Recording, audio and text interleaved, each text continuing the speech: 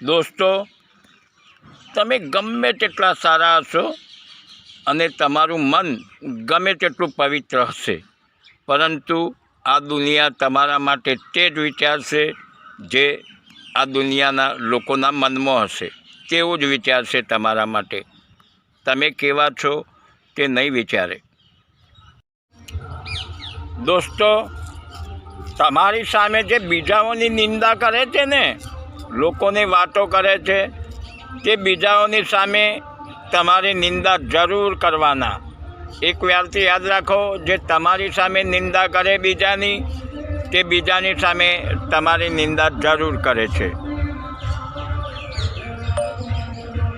દોસ્તો, શિક્ષણ, અભ્યાસ જ એક એવો રસ્તો છે કે તમને ગમે તેવી મુસીબતોમાંથી બહાર કાઢે છે.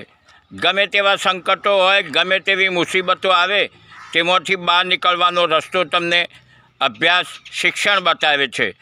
માટે ભાઈઓ, સારું શિક્ષણ ગમે ત્યાં મળે, ગમે તેની પાસેથી મળે તો મેળવી લેવું જોઈએ. સારું શિક્ષણ મેળવવાનો આગ્રહ રાખો. તો માણસ આખી જિંદગી પોતાના કિસ્મતને, પોતાના ભાગ્યને દોષ આપે છે. માણસ જાણે છે કે કિસ્મતથી ઉપર તેનું કર્મ છે, પરંતુ કર્મ નથી કરતો અને ભાગ્યને જ દોષ આપ્યા કરે છે.